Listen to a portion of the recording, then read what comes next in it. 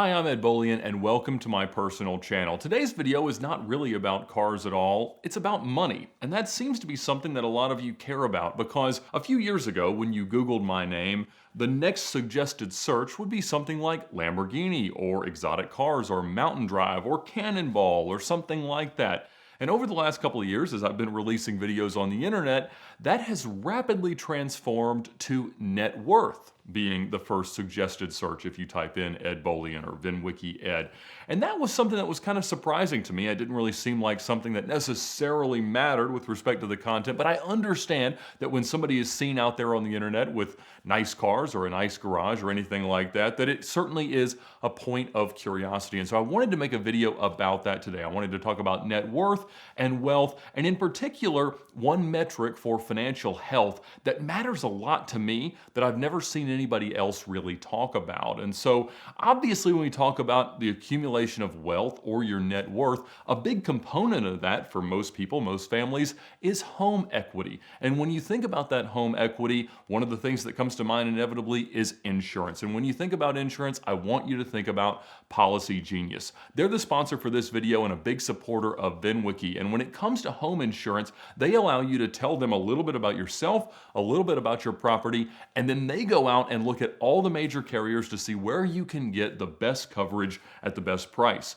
Beyond that, every time your policy renews, they do that shopping process again automatically. And if there's an opportunity for you to switch carriers to save money, they do that for you. They make it easier than ever to see what your options are, easier than ever to switch, and easy to save money. So please check them out. They can also save you a ton of money if you want to bundle your auto insurance with your home insurance and a lot of other insurance products. So be sure to visit them at the link in the description below to thank them for their support of my channel and of VinWiki. So let's talk a little bit about net worth. It is a very, very important thing to me, and honestly, I spend time each year setting a net worth goal. And I do it pertaining to net worth rather than the accumulation of assets or the paying down of debt or the accumulation of a rainy day fund or savings or money in an investment account, because net worth combines all of that into a little bit more of a 30,000-foot view of your own financial picture. And again, that's important because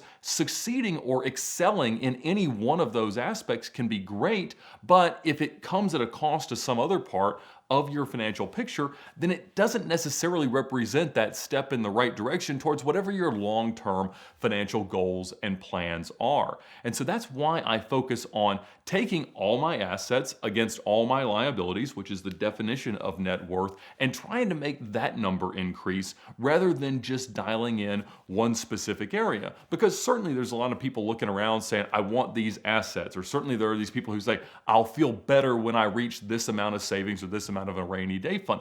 And that's all true, but what to me is more important is saying, look, if I just sold everything and took my equity, even if there's some debt attached to it, out of all of it, this is where I would stand. And that's how I can understand, what is my readiness for retirement? How can I really look at how well I'm doing financially? And if you look at these articles that have popped up estimating my net worth, they range from $1 million up to $10 million. And I'm not here to tell you exactly what my net worth is. It's a very fluid thing, as obviously I've got a lot in cars, some in equity in my house, and some in savings and investments. And so those three silos are generally what I focus on when I analyze my own net worth, but I'm not here to brag about that or talk about it because I don't know if I'm in a good position, bad position, or whatever. It is working for me. What I really care about is something I'm going to talk about in just a couple of minutes about how I honestly identify and understand my personal financial well-being and the biggest goals that I set for myself with respect to money each year.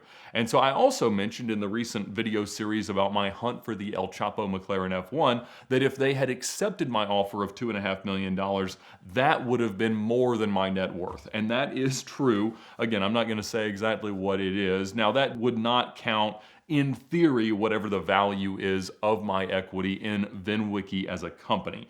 I don't try to think about that. I never did with the rental car company. It's just not the way that I want to understand wealth, because that's not very liquid. It's not that I can just go out and sell shares in VinWiki, although that is probably part of my ultimate financial roadmap, is one day selling the app or selling the VinWiki company in some fashion. So again, I do set goals each year about ways and amounts that I want to increase my net worth, but that might be accomplished in a variety of different ways. My cars might increase in value, I might pay down some debt, I might accumulate some savings, I might put more in investments. There's a lot of ways to increase your net worth, and as long as that number is trending in the right direction, then you're doing a great job. And so my suggestion is do that for yourself. First of all, go out and be honest with yourself. How much are your assets worth? How much do you owe relative to them, and how much of it is unsecured? And what can you do? What areas can you work on in order to increase that? That is how you accumulate wealth, and that is how you grow. But again, the way that I like to think about my own financial well-being is obviously having an upward trending net worth, but much more importantly, it's the amount of money that I can afford to not care about. Through selling cars and knowing a lot of people around the automotive industry, obviously you encounter a lot of high net worth individuals. And they have different levels of stress related to money. And obviously the goal of financial independence or success or wealth or any of these words that we use to describe the amount of money you might have access to, the goal is peace. And if we're trying to be at peace with money and with the idea of money, the best way to understand that is to look at how much money we can afford to not worry about. I've known guys that were worth $1 billion. I've known guys that could write a check that would clear today for 100 million, which is a very different type of wealth. And seeing what stresses them out always fascinated me, because there are people who could afford to buy the whole restaurant, but if their check gets miscalculated by $2, they're going to call the manager over there. And it's not that anybody should ever not care about money. It's that the idea of not caring about money is a very, very liberating feeling. And so starting probably 10 years ago, I started to try to think about each year how much money I can afford to not worry about. It doesn't mean that I don't chase it if I know where it's at. It doesn't mean I don't pick it up if it's dropped on the floor. What I mean is I don't let that amount of money change how I feel. And I think that's what's most important when we evaluate our personal wealth is how do we make money not a huge stress factor for our lives? And I remember the first time I thought about that, it was actually in premarital counseling. And honestly, it's a pretty important part of financial counseling for engaged couples. And most pastors or premarital counselors will focus on that for a little while. They'll say, what amount of money do you need to speak with the other person before you spend it? And at that point in my life, I had the exotic car rental company running. It was not uncommon for me to have a $10,000 or $20,000 service bill related to a car. And yes, it's a business expense, but our personal finances and business finances were very muddy at that point. And so I was like, well, I have to be able to spend just about any amount of money to sustain my business without her necessarily being able to veto that. I mean, obviously she can't say, no, that Gallardo does not need a clutch. And so we had a very interesting discussion about that. And I think we settled on about $100. And I think as you have a real job and something in real savings and you're starting to understand what net worth is, it's not that hard to get to a point of saying $100 is something that I cannot let change my life. If I lose it or if I make it, it's not going to be the end of the world. And there's probably some relationship between what that number is and how much money you can make in a day or three. For me, it's probably always been something in that window. And I'd like to think about, I remember in fact, when it was honestly $100, because certainly when we got married, that was not the answer. Like if I lost $100, it mattered a lot. I mean, there were times at the end of the month that we had less than $100 in the bank. There were times we had less than $10 in the bank, or negative amounts of money, certainly. And so I am very familiar with what it's like to care very much about every single dollar. But I remember when that number became 100, when I was like, all right, I cannot worry about $100 today. I remember when it was $250. And if I'm honest with you today, it's about $500. Now, I am not risk averse at all. And that means that my number is probably higher than it should be relative to my net worth. But I decided probably in the last few years, like, all right, I'm not going to let something that's less than $500 change my mood. I'm not gonna let it stress me out. I'm not gonna let it disrupt my peace with respect to money. I don't wanna lose money. I don't wanna lose $500 or any dollars, but at the same time, I believe that I can do that without compromising the chances for me to provide for myself, provide for my family, and pay my bills. But imagine that, because what it means is if my cell phone bill gets miscalculated and it's $20 or $30 high, I look at it. If it's easy to fix, I fix it. If it's not, I just don't worry about it. If a bill at a restaurant is a little bit high, or if somebody should have split something or doesn't, I just don't really worry about that. And maybe it means that I get taken advantage of, but I really don't care. And I will say 100%, I feel better about money thinking that way. And if you ask me what my real financial goal is, it's not a net worth number. It's not a amount in a rainy day fund. It's for that number to be $5,000.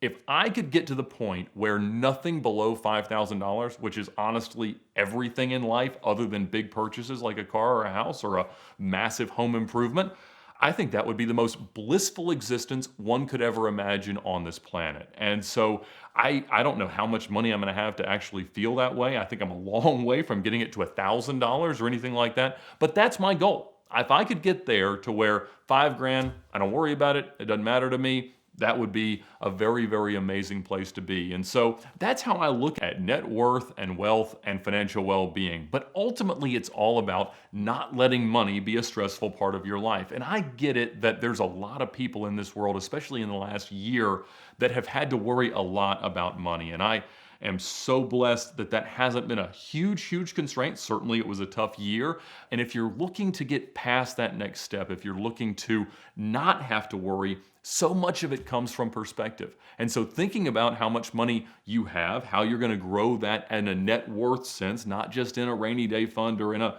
how much you can spend on this thing that you've always wanted to own, but really putting into perspective what wealth is, that's really what's so important. And again, that's why I focus on that latter factor. The other thing, honestly, that helps me keep money in perspective is tithing. The Bible calls us to tithe 10% towards the churches and to support the people that are doing God's work. And again, Christianity and spirituality is very, very important to me. I talk about it a lot, but I want to say that that has been one of the greatest things in my financial life, because when you're giving charitably, regardless of how it happens, but if you're giving charitably 10% or so of what you make each year, it is a wonderfully liberating feeling, because again, it's inviting you to not care that much about 10% of what you make in a year.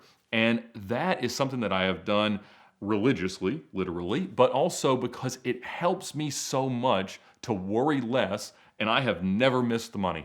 I think anybody you talk to that gives charitably or tithes in the way that we talk about with respect to the church, they will all tell you that that amount of money never changes their ability to pay their bills, their ability to buy the things they need, and even their ability to buy the things that they want. And so I'd implore you to do that as well. I don't know if any of this is valuable, but it means a lot to me, and I'm so glad that you spent the time today to listen to this video. Please let me know in the comments, and if you have any questions, I'll do my best to answer them. But again, thank you so much to Policy Genius for supporting this video and this month of videos on my personal channel. They're also a sponsor coming up on the VinWiki channel, so please visit them at the link in the description below to see if they can save you some money on some insurance products you might need. But thanks again for watching. Please subscribe if you'd like to see more, and have an awesome day.